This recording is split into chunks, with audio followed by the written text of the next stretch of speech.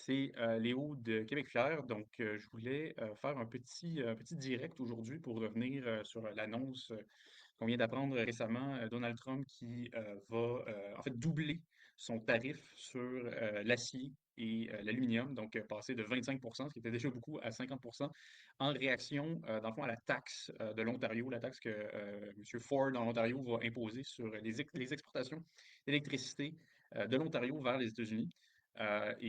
Bon, vous l'avez peut-être manqué parce que ça date d'il y a quelques minutes et il faut dire qu'il y a beaucoup de choses qui se passent en ce moment dans le monde, y compris sur les questions commerciales, mais je pense que c'est assez intéressant. Puis je voulais revenir là-dessus sur quelques points.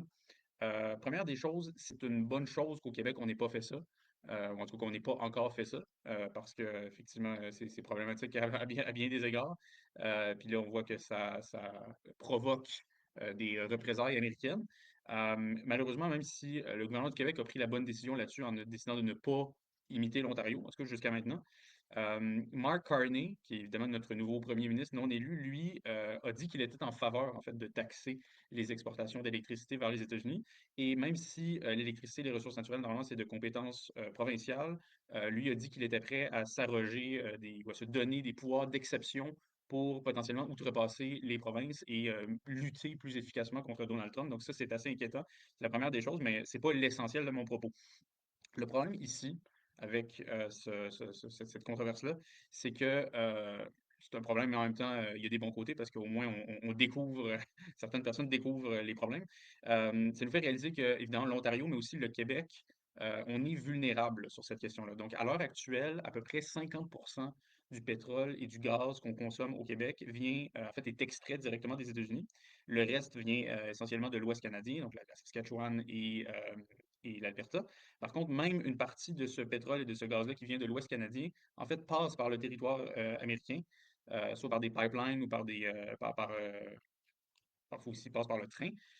Et ça, c'est problématique parce que, évidemment, dans un scénario de guerre commerciale totale, disons, Donald Trump ou peu importe une future administration américaine pourrait décider de couper le gaz ou de couper le pétrole littéralement au Québec, disons, à l'est du Canada. Et donc, évidemment, c'est très problématique. D'ailleurs, il y avait déjà, c'était problématique même avant Donald Trump, il y avait il y a quelques années, la gouverneure du Michigan qui parlait déjà de fermer la ligne 5 d'Enbridge, qui est un pipeline très important qui, par exemple, fournit du kérosène à l'aéroport de Montréal. Ça passe par là. Donc, c'est déjà un problème et là, c'est encore plus problématique. Donc, qu'est-ce qu'on peut faire pour tenter de régler ça? Ben, la première des choses, évidemment, ce serait la meilleure solution, ce serait de mettre en valeur nos hydrocarbures au Québec.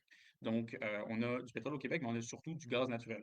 On a un énorme gisement de gaz naturel. Par exemple, on estime, j'ai vu une estimation qui disait qu'on avait assez de gaz naturel seulement dans les basses terres du Saint-Laurent au Québec pour répondre à notre demande locale pendant les 40 prochaines années. Donc, c'est assez considérable. Ces ressources-là, on devrait les mettre en valeur. Évidemment, ce serait une bonne chose aussi pour l'économie parce qu'on sait que là, on se dirige probablement vers une récession à cause des tarifs, entre autres. Mais si on pouvait justement être moins dépendant des États-Unis d'un point de vue énergétique et commercial et en même temps stimuler notre économie, justement en s'enrichissant grâce à nos propres ressources, ben, ce serait une très bonne chose. Puis l'autre point, évidemment, c'est que si on ne peut pas être 100%, disons, autosuffisant au niveau de l'énergie au Québec, ben, puis par exemple, on doit importer de l'énergie de l'Ouest canadien, ben, ces pipelines-là, par exemple, le plus possible, ils devraient être 100% canadiens, c'est-à-dire passer en territoire canadien, parce que sinon, on est vulnérable, encore une fois, si Washington décide de couper l'approvisionnement énergétique. Donc, ça, c'est les deux choses vraiment qu'on devrait mettre de l'avant. Malheureusement, au cours des dernières années, le lobby écolo, qui est minoritaire, mais qui parle très fort, a réussi à convaincre un certain nombre de politiciens, dont Trudeau, dont Legault, de justement bloquer tous les projets de pipeline et, dans le cas du Québec, de carrément mettre fin à toute forme d'exploration ou d'exploitation du pétrole et du gaz. D'ailleurs, le Québec est sous le gouvernement de M. Legault, le Québec est le seul territoire en Amérique du Nord à avoir passé une telle loi qui interdit totalement l'exploration ou l'exploitation des hydrocarbures. Donc, c'est très problématique.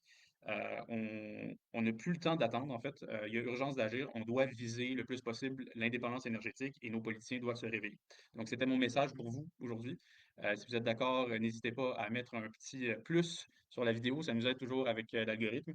Et aussi à partager, évidemment, la vidéo. C'est toujours apprécié. Donc, merci beaucoup et bonne journée.